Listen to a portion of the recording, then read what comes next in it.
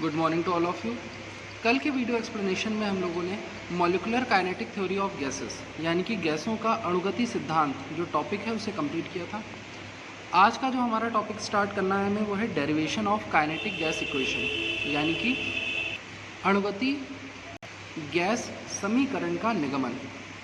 यहाँ पर ये जो आप फॉर्मूला देख रहे हैं PV is equal to 1/3 into m into n into u square RMS, यही आपकी जो होती है काइनेटिक गैस इक्वेशन कहलाती है।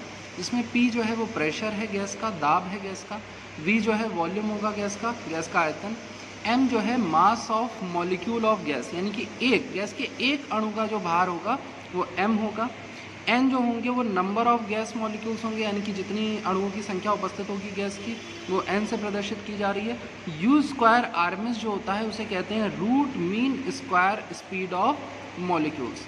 मतलब मॉलिक्यूल्स जो होते हैं, जो अणु होते हैं, उनकी जो गति होती है वो अलग अलग होती है, तो उन सबकी गति का जो स्क्वायर होगा, जैसे कि एक मॉलिक्यूल है U1 तो उसकी गति का स्क्वायर हो जाएगा U1 स्क्वायर, ऐसे U2 square, U3 square and so on. और n मॉलिक्यूल होंगे तो इन सबका एवरेज क्या आएगा U1 square plus U2 square plus U3 square upon में n। तो ये जो एवरेज स्पीड होती है, जो औसत गति है, इसका जो अंडर रूट होगा वही कहलाता है root mean square speed of molecules. इसे हिंदी में कहते हैं वर्ग माध्य मूल चाल। तो ये हमारा फॉर्मूला होता है। आपने इससे पहले जो गैस इक्वेशन पढ़ी थी वो पढ़ी थी PV is equal to nRT, तो वो आपकी प्रैक्टिकली निकल के आई थी, यानी कि जो एक्सपेरिमेंट किए जाते हैं उनके बिहाफ पर ये इक्वेशन निकाली गई थी। और ये जो इक्वेशन है ये थ्योरेटिकली प्रूव करी गई, यानी सैद्धांतिक रूप से हमें ये इक्वेशन पढ़नी होती है जो है PV is equal to 1/3 into m into n into u square RMS. इसका जो डेरिवेशन है ये अभी आपको नहीं कराया जा रहा है, क्योंकि ये जब आप सामने से क्लास में अगर प्रेजेंट होंगे तो क्लास में जब क्लास ली जाएगी तब आपको कराया जाएगा, और अगर स्कूल्स अभी नहीं खुलते हैं तो फिर आपको बाद में लाइव क्लासेस के थ्रू इसका एक्सप्लेनेशन समझा दिया जाएगा। तो इसके लिए आप परेशान मत होइएगा कि ये टॉपिक हमारा नहीं कराया गया है, लेकिन इससे रिलेटेड जो बाकी हमारे कॉन्सेप्ट्स हैं उनको हम समझ लेते हैं। आपको अभी के लिए फॉर्मूला याद रखना है PV is equal to 1/3 into m into n into u square RMS, जहाँ पर P, M, N, V और RMS क्या है ये आपको ध्यान रखना है। URMS अगर किसी को नहीं समझ में आ रहा है कि सर ये हमारे लिए नया टर्म है, तो उसके लिए देख लेते हैं कि U स्क्वायर RMS किसे कहते हैं, या URMS root mean square speed का मतलब क्या होता है। तो कह रहे हैं Maxwell used a new term root mean square speed for molecular speeds. Root mean square speeds is defined as the square root of the mean of squares of the speed of different molecules of gas। जो चीज़ मैंने यहाँ पर अभी आपको explain करी थी वही चीज़ ये कह रहे हैं कि हमने क्या पढ़ा, गैस में, किसी भी गैस में जो अलग अलग गैस के अणु होते हैं उनकी जो चाल होती है, उनकी जो गति होती है, यानी कि गैसियस मॉलिक्यूल्स की जो स्पीड होती है वो डिफरेंट होती है, अलग अलग होती है। कल आपको इसका कारण भी बताया था, क्योंकि सब अलग अलग अवस्थाओं में पाए जाते हैं। कोई बर्तन की दीवार के पास होगा, कोई बर्तन की सतह के ऊपर होगा, कोई बर्तन की सतह में नीचे पाया जाएगा, कोई बीच में पाया जाएगा। तो इस वजह से अलग अलग अणुओं की जो गति होती है वो अलग अलग होती है।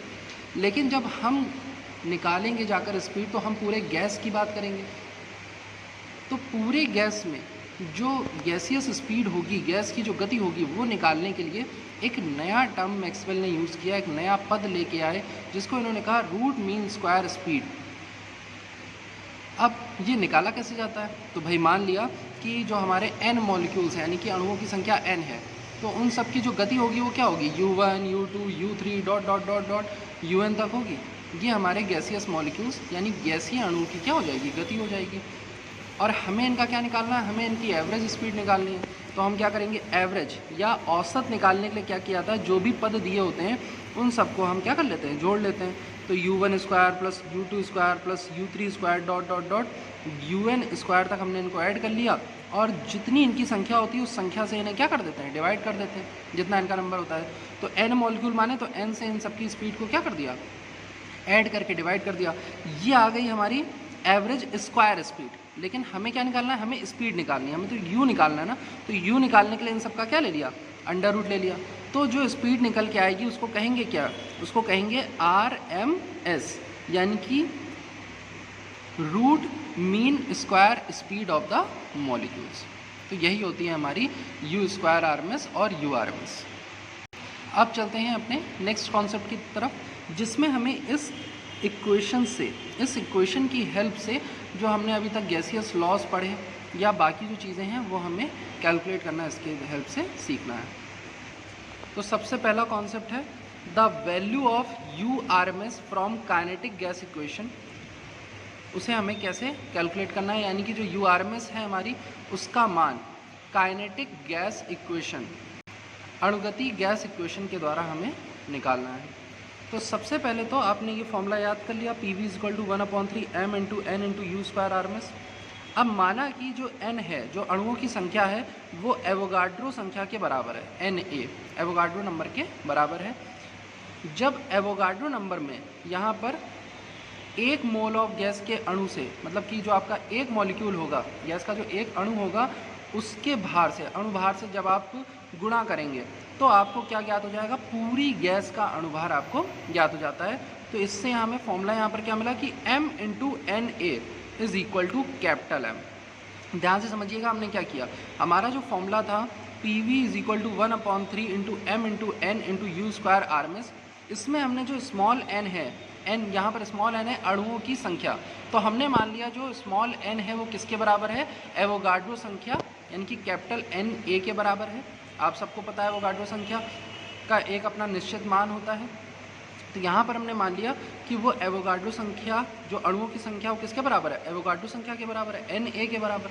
तो फॉर्मूला क्या बन जाएगा, तो हमारा फॉर्मूला बन जाएगा PV = 1/3 × small m × Na U square RMS। m जो है वहाँ, यहाँ पर क्या है, एक अणु का भार है। तो जब एक अणु के भार को हम एवोगाड्रो संख्या से गुणा करते हैं तो हमें पूरी गैस का अणुभार ज्ञात हो जाता है। तो m × Na जो हो जाएगा वो कैपिटल M के इक्वल हो जाएगा, और कैपिटल M क्या है, मॉलिक्यूलर मास ऑफ गैस, यानी कि गैस का अणुभार। तो अब हम यहाँ पर स्मॉल m × Na की जगह क्या लिख देंगे, कैपिटल M। तो हमारा फॉर्मूला क्या बन गया, PV = 1/3 m × U square RMS। अब हमें ये फॉर्मूला यहाँ पर आ गया। फिर आते हैं, बात करते हैं U स्क्वायर RMS को हम क्या लिख सकते हैं। तो हमने 3 को यहाँ इंटू में भेज दिया तो 3 PV हो गया, m यहाँ इंटू में तो यहाँ डिवाइड में भेज दिया, तो U स्क्वायर RMS का फॉर्मूला निकल के आ गया 3 × P × V upon capital M। अब U स्क्वायर RMS से हमें URMS निकालना है केवल, मतलब कि हमें U स्क्वायर नहीं, हमें तो U चाहिए ना, हम URMS ज्ञात कर रहे हैं। तो उसके लिए दोनों तरफ क्या लेंगे, हम अंडर रूट लेंगे इस तरह से। तो हमने दोनों तरफ अंडर रूट लिया, तो यहाँ तो स्क्वायर था, तो ये आ गया URMS, और ये आ गया अंडर रूट में 3 PV अपॉन M। यहाँ पर जो U है वो हमारी गति को प्रदर्शित कर रहा है, P जो है वो प्रेशर है, V वॉल्यूम है, M मास है। तो हमने एक फॉर्मूला पढ़ा है, मास अपॉन वॉल्यूम बराबर डेंसिटी। मास का मतलब द्रव्यमान बटे आयतन बराबर घनत्व के, ये हमने फॉर्मूला पढ़ा हुआ है, द्रव्यमान बटे आयतन बराबर घनत्व के। लेकिन हमें यहाँ V/m दिया, तो V/m = क्या हो जाएगा, V/m = हो जाएगा 1/d, यानी आयतन बटे द्रव्यमान बराबर हो जाएगा 1 बटे घनत्व के। तो यहाँ पर हमने V/m की जगह देखिए क्या लिख लिया, 1/d, क्योंकि m/v d के बराबर होता है, तो V/m किसके बराबर हो जाएगा, 1/d के। तो ये V/m की जगह हमने क्या लिख लिया यहाँ पर, 1/d। तो URMS क्या आ गया, URMS = हो गया अंडर रूट में 3P/d। तो एक फॉर्मूला तो जो URMS का है वो ये बन जाता है। दूसरा फॉर्मूला, इसको फिर से हमने यहाँ पे नोट कर लिया, URMS बराबर अंडर रूट में 3PV/m, ये हमने यहाँ पर नोट कर लिया। अब इससे दूसरा फॉर्मूला बनाने जा रहे हैं। तो हमने पढ़ा है PV बराबर RT, nRT पढ़ा है। n को हमने यहाँ पर 1 मोल मान लिया, कि मान लिया हमारे गैस में केवल 1 मोल है, तो PV बराबर उस कंडीशन में फॉर्मूला क्या बन जाएगा, उस कंडीशन में PV बराबर फॉर्मूला बन जाता है RT। तो अब हम क्या कर सकते हैं, यहाँ पर PV की जगह क्या लिख सकते हैं, RT लिख सकते हैं। तो URMS का फॉर्मूला क्या बन जाएगा, ये देखिए, आइडल गैस इक्वेशन से, आदर्श गैस के समीकरण से 1 मोल गैस के लिए PV बराबर क्या होता है, RT होता है। तो URMS बराबर फॉर्मूला बन जाएगा अंडर रूट में 3RT/m। तो हमें इस तरह से URMS के दो फॉर्मूले मिल जाते हैं, दो सूत्र हमारे पास होते हैं। एक है यू आर एम एस बराबर 3 अंडर रूट में 3 आर टी अपॉन एम, और एक आपने फॉर्मूला पढ़ा यू आर एम एस बराबर अंडर रूट में 3 पी अपॉन डी। तो इन दोनों फॉर्मूलाज का, इन दोनों सूत्रों का हमें यूज़ करना है हमारे न्यूमेरिकल्स में। सेकेंड है calculation of kinetic energy of gases, यानी कि जो हमारे गैसों की जो गतिज ऊर्जा होती है, गतिज ऊर्जा का मान हम जो गैस की इस इक्वेशन में निकाली, जो गैस की समीकरण ज्ञात किया, उसकी सहायता से कैसे प्राप्त कर सकते हैं। तो फिर से आ जाते हैं, हमने क्या पढ़ा, हमने ये इक्वेशन पढ़ी है हमारे गैस की, पी वी बराबर 1/3 m into n u square R M S. फिर हमने कहा n, अगर n जो है वो एवोगाड्रो संख्या के बराबर हो तो m इंटू एन ए बराबर किसके हो जाता है, कैपिटल M के हो जाता है। तो इसकी जगह पर हम यहाँ पर कैपिटल M रखेंगे तो क्या आ गया, पी वी बराबर 1/3 m u square R M S. ये हमने प्रूव कर लिया था इतनी चीज़। अब हमने क्या किया, इस इक्वेशन में ऊपर नीचे 2 से मल्टीप्लाई कर दिया। तो ऊपर 2 से मल्टीप्लाई किया तो ये हो गया 2/3 इंटू नीचे किया तो 1/2 m u square R M S. अब हम सबको पता है काइनेटिक एनर्जी का फॉर्मूला होता है half into m v square, mass into velocity का स्क्वायर। तो यहाँ पर देखिए m क्या है, मास ही तो है, भार ही तो है, और u क्या है, ये हमारी गति यानी कि वेग को दर्शा रहा है। तो हाफ एम यू स्क्वायर किसके बराबर हो जाएगा, ये हो जाएगा काइनेटिक एनर्जी के बराबर, यानी कि गतिज ऊर्जा, 1 मोल की गतिज ऊर्जा के बराबर। तो इसकी जगह हम क्या लिख सकते हैं, काइनेटिक एनर्जी लिख सकते हैं। तो पी वी बराबर फॉर्मूला बन गया 2/3 इंटू काइनेटिक एनर्जी पर मोल, यानी कि 1 मोल की गतिज ऊर्जा। तो पी वी बराबर 2/3 इंटू काइनेटिक एनर्जी, ये हमारे पास एक फॉर्मूला आ गया।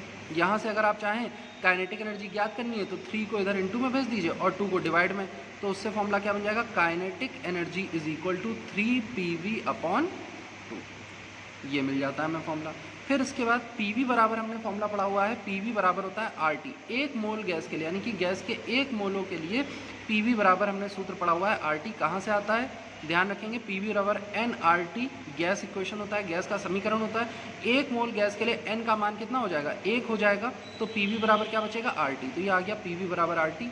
तो काइनेटिक एनर्जी पर मोल कितनी हो जाएगी, यहाँ पे पी वी की जगह आप आर टी रख दीजिए तो हो जाएगा कितना, ये हो जाएगा kinetic energy is equal to 3 RT/2। वही यहाँ पर लिखा हुआ है 3/2 इंटू आर टी। ये आर टी जो है ऊपर 3 से इंटू हो रहा है, तो ये हमारे पास काइनेटिक एनर्जी के लिए फॉर्मूला आ जाता है।